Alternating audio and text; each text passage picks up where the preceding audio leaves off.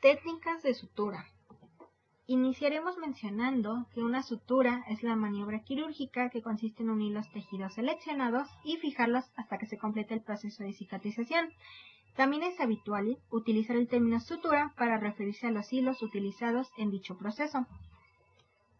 Por otra parte, un material de sutura es un producto sanitario utilizado para favorecer la cicatrización de los tejidos, esto mediante la aproximación de sus bordes con el objetivo de mantenerlos unidos y disminuir la tensión entre ellos.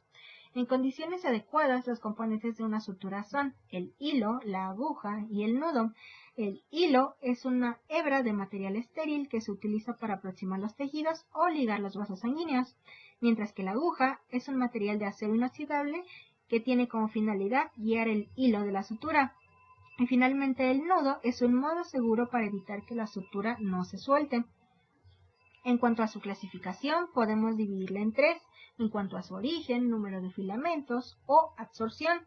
En el caso de la clasificación por origen, encontraremos en la categoría de origen animal suturas como la seda, cuya hebra es hilada del capullo del gusano de seda, y el catgut, cuya materia prima surge de la mucosa intestinal de ovinos o bovinos. También existen materiales de sutura naturales de origen vegetal, estos ya casi en desuso, como el lino o el algodón, porque aunque generalmente estos son de bajo costo, confieren poca resistencia. Por último, están los de origen mineral, como el acero inoxidable, la plata, titanio y alambre, grupo que reúne los materiales mejor tolerados por el organismo debido a su escasa respuesta hística. En cuanto a los materiales sintéticos, estos son muy variados y han sido desarrollados para mejorar algunas de las características de los materiales naturales, como una menor reacción hística, flexibilidad y resistencia, así como una capacidad para ser absorbidos por el organismo en periodos muy diversos. Algunos materiales o ejemplos de estos serían el nylon, el polipropileno y el ácido poliglicólico.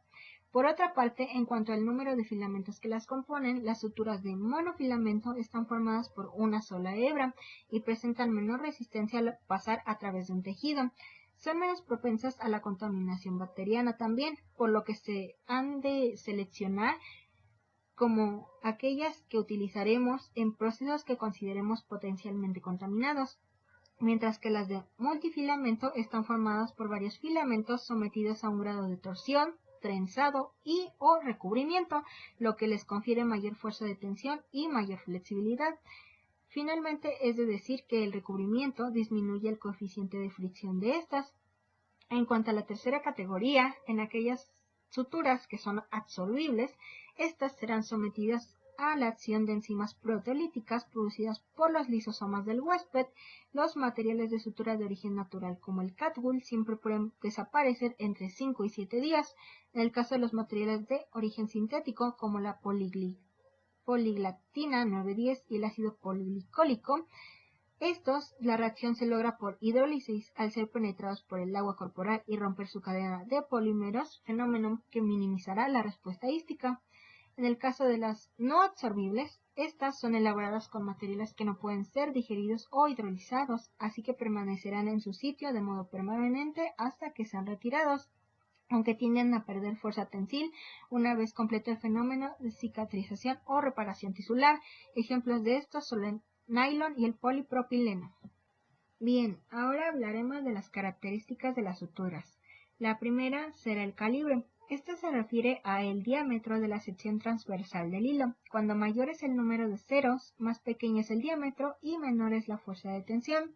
En cuanto a la fuerza tensil, esta es una fuerza en peso que el hilo puede soportar antes de romperse al ser anudado. En otras palabras, es un periodo de vida útil que tiene la sutura y suele expresarse en días o en porcentaje. Esto va a variar de acuerdo al material de cada sutura. La siguiente característica es la capilaridad. Esta es la propiedad que permite el paso de un líquido a lo largo de una línea de sutura. Un exceso de capilaridad podría provocar un riesgo de infección, ya que la posibilidad de retención de bacterias en los intersticios de la hebra será mayor. En cuanto a la memoria, aquí es importante mencionar que la tendencia a volver a su estado original es lo que la define. Algunas suturas monofilamentosas sintéticas, como la poliamida, tienen una memoria superior, por lo que es necesario realizar un mayor número de nudos. Si volvemos un poquito a lo que era la capilaridad, aquí veremos que los hilos multifilamento presentan una mayor capilaridad, lo que deberá tenerse en cuenta en procesos infecciosos o riesgo de contaminación. En cuanto a la elasticidad, esta es una propiedad que le confiere para deformarse y volver a la posición original. Aquí es conveniente que el hilo tenga una cierta elasticidad, lo que favorece el acercamiento de los bordes de la herida, pero hay que evitar el exceso de la misma, pues esto propicia la retención de la herida. En cuanto al coeficiente de fricción, hace referencia al roce que produce el hilo al deslizarse por el tejido, el cual depende de su composición. Por ejemplo, las suturas de monofilamento y las recubiertas presentan un menor coeficiente de fricción. Sin embargo, también obligan a hacer más nudos, ya que estos pueden desanudarse con mayor facilidad. En cuanto a la absorción, esta propiedad se define por medio de que si el hilo será absorbido por un organismo o no. Según esta propiedad, las suturas se clasifican en dos grandes grupos, como ya vimos, absorbibles y no absorbibles.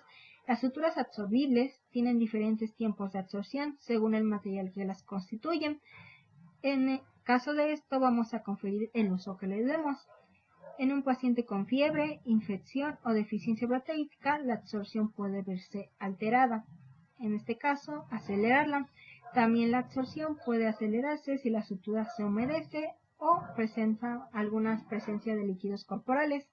Finalmente, en el caso de la reacción tisular, esta es una reacción del organismo frente a un cuerpo extraño, en este caso la sutura.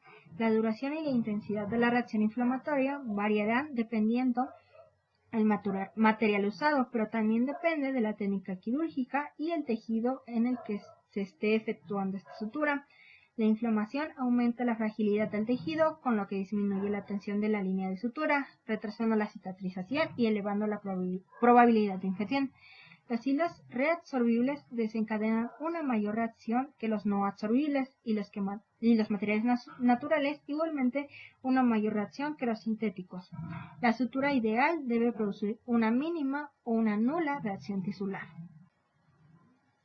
La siguiente tabla es un resumen de todo lo que hemos venido hablando sobre suturas, refiriéndonos por tipo de material y sus principales características. En cuanto a su aplicación médica, es importante notar que por sus características estructurales, algunos tipos de suturas son preferibles para reparar partes específicas del cuerpo, ya que tienden a funcionar mejor que otras. Algunos ejemplos de ello serían el catgut quirúrgico, el ácido poliglicólico, la poligliconato, el polipropileno, el nylon, el poliéster y la seda quirúrgica. Como vemos aquí, cada uno va a tener un diferente uso en diferentes partes del cuerpo.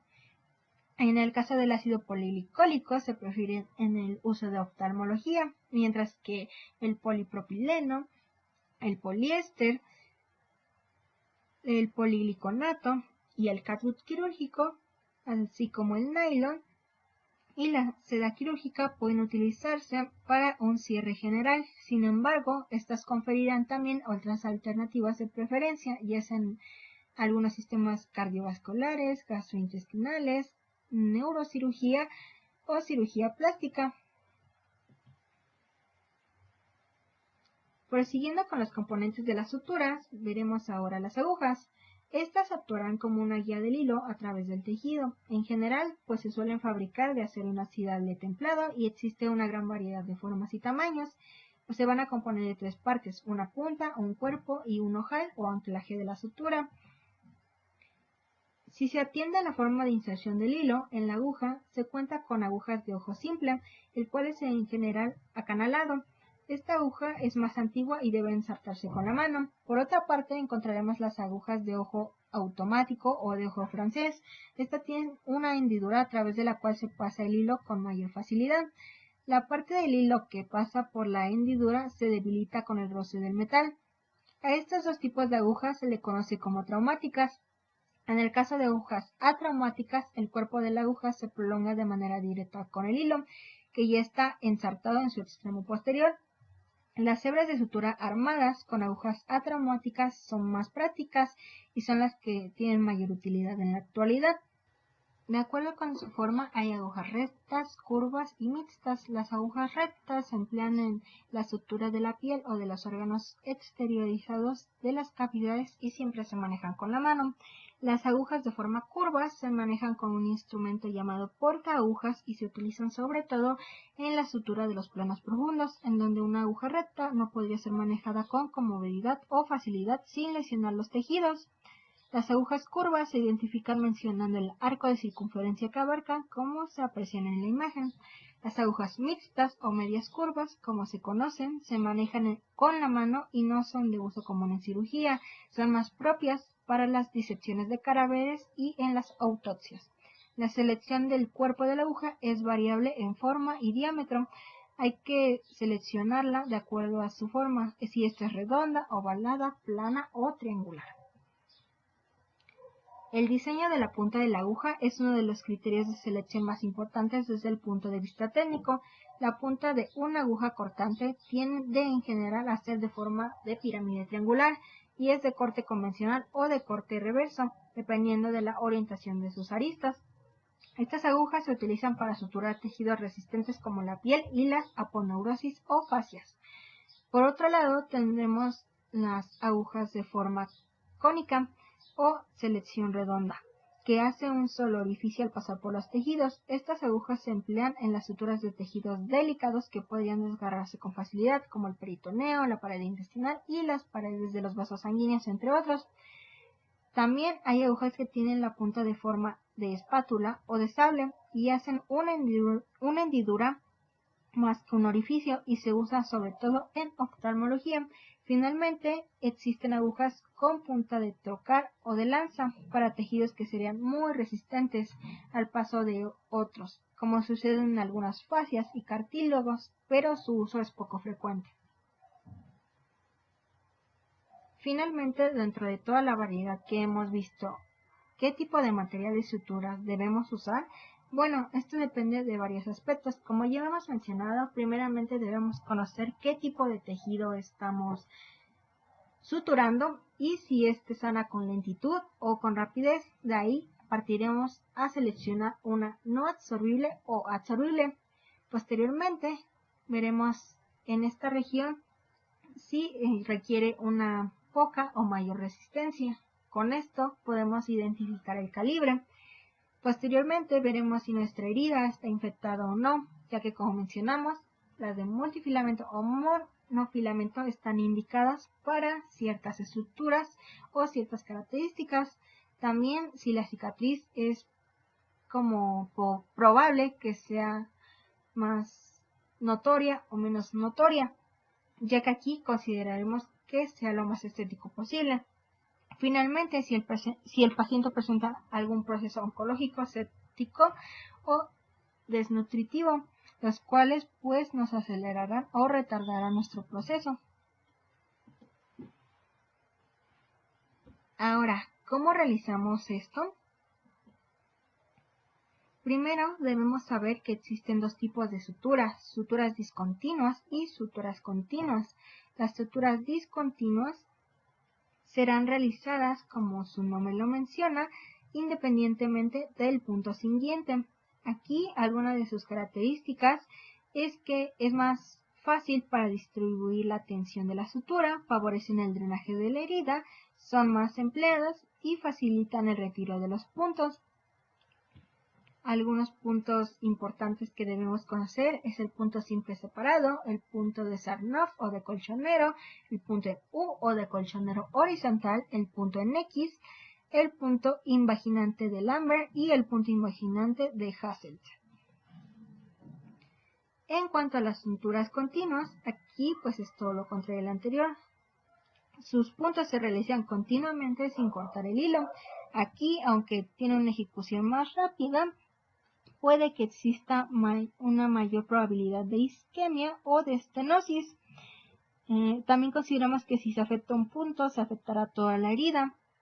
Aunque suelen ser más impermeables y hemostáticas, también puede que aumenten el riesgo de infección o rechazo. Algunos puntos a mencionar aquí es el punto surgente continuo, en greca, en cadena, surgente intradérmico y surgente invaginante de Connell. Punto simple es el más utilizado intra y extrahospitalariamente, el más rápido de realizar, el más fácil de quitar y se realiza con materiales no reabsorbibles. Se realiza suturando piel y tejido subcutáneo. La técnica consiste en introducir la aguja por un borde de la herida, formando un ángulo de 90 grados con el plano de la piel. La aguja debe salir dentro de la herida a nivel del tejido celular subcutáneo, para posteriormente volver a introducirla dentro de la herida a nivel del tejido celular subcutáneo del borde contrario.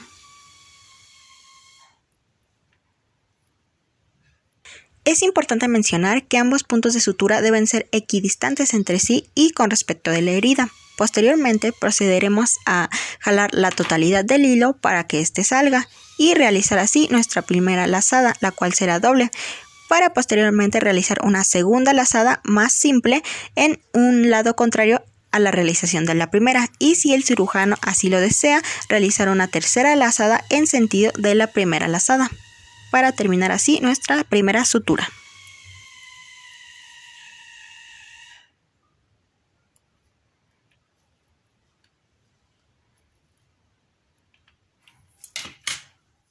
Punto continuo bloqueante. Es un tipo de punto muy útil en heridas de gran tensión, ya que permite ajustarlas muy bien, además de proporcionar una adecuada eversión de los bordes, y se realiza con materiales no reabsorbibles.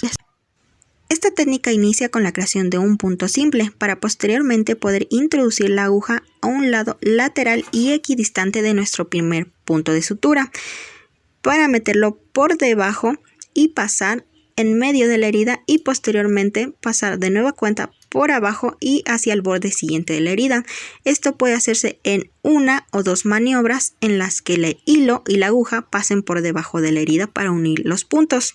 Posteriormente procederemos a jalar el hilo, tomando en cuenta que antes de jalarlo en su totalidad debemos introducir la aguja por debajo de este tipo de bucle que nos quedó y sacarla a manera tal de que continuemos con nuestra sutura y así tengamos nuestro primer punto anclado correspondiente, para posteriormente hacer la misma técnica y continuar con nuestra sutura. Aquí es importante mencionar que debemos mantener el hilo con tensión, ya que si no es así, nuestro punto se desatará y los demás también se verán afectados, ya que todos se encuentran unidos entre sí por la misma sutura.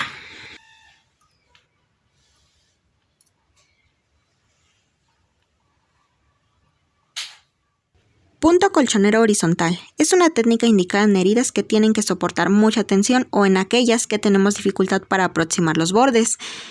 Provoca una buena eversión de los bordes y previene la dehiscencia de la sutura. Es un punto muy estético, ya que las líneas de tensión van paralelas a los bordes de la herida y normalmente no dejan marcas horizontales entre sí. Esta técnica consiste en introducir la aguja formando un ángulo de 90 grados con respecto al plano de la piel, para sacarla a mitad de la herida por medio de un nivel dérmico.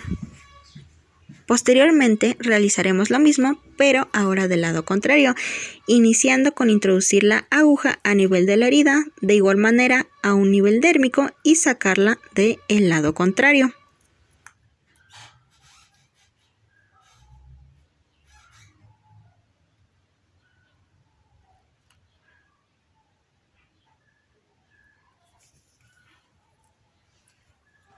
Una vez aquí, procederemos a insertar la aguja de nueva cuenta, pero ahora a un lateral del último punto que realizamos.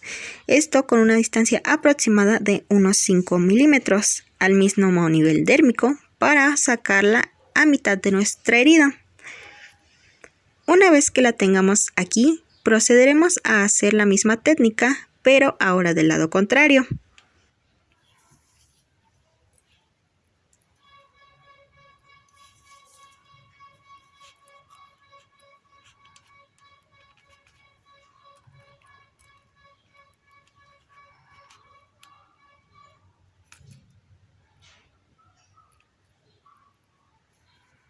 Es importante que consideremos que la salida de este nuevo punto debe ser a la misma altura, paralela y lateralmente del primer punto inicial.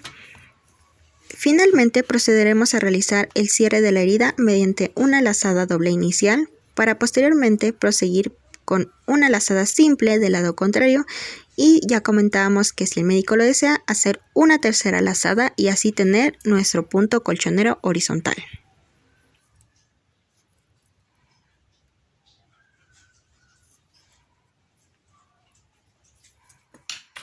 Punto en X. Se caracteriza principalmente por poseer una gran resistencia, por lo que puede ser empleado para suturar vainas aponeuróticas o tejidos que serán sometidos a una gran tensión. Aquí su técnica consiste en introducir la aguja de 0.5 a 1 centímetro de la herida para posteriormente sacarla a mitad de la herida y posteriormente realizar el mismo procedimiento del lado contrario.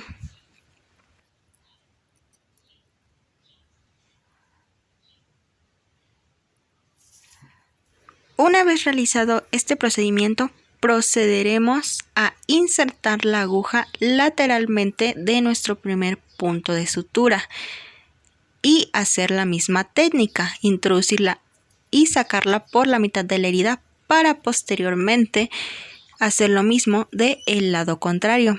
Observaremos así que se da una sutura en diagonal de nuestro primer punto.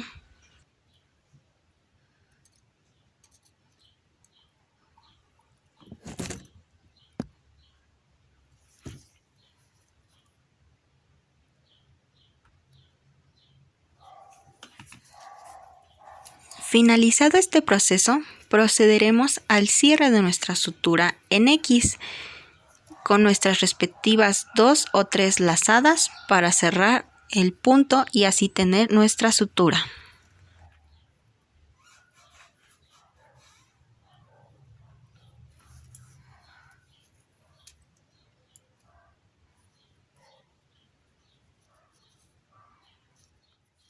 Punto continuo simple. Este tipo de punto presenta cierta dificultad para ajustar la tensión, no proporciona una adecuada eversión de los bordes y es poco utilizado para cirugía menor.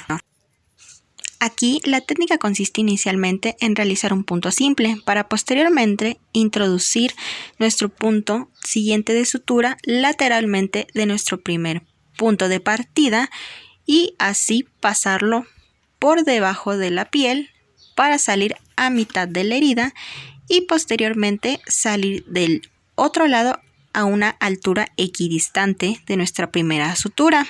Es importante mencionar que se debe mantener la tensión del hilo siempre porque si no el punto anterior se verá afectado ya que todos se encuentran entrelazados entre sí.